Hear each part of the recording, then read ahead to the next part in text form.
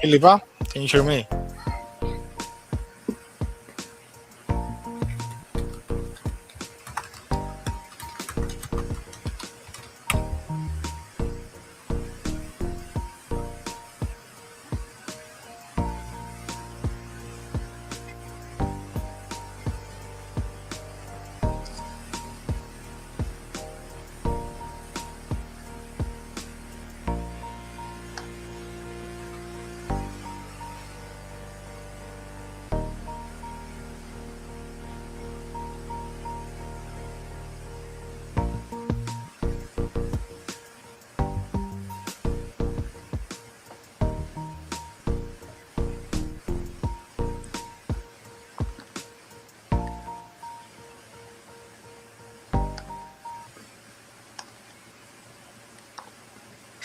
Hello and welcome. Okay, we are in our fifth and final session, ready to sort of wrap up our event today. Thank you everybody for joining us live and for the replay.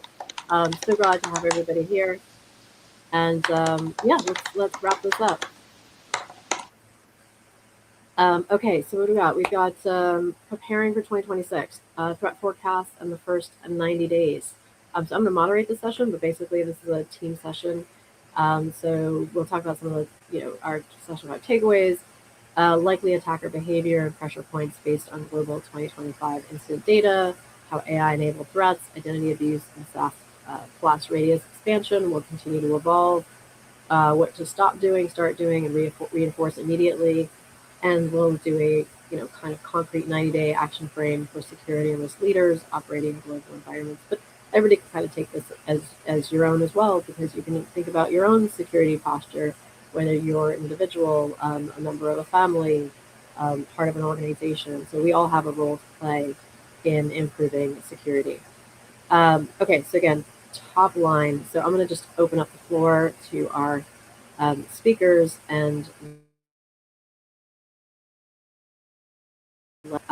so we've got 2026 will accelerate 2025 patterns. So the AI attacks, identity abuse, which is a big part of our conversation today. SaaS risks will be 5 to 10 times faster and cheaper. Your attack surface expands faster than defenses.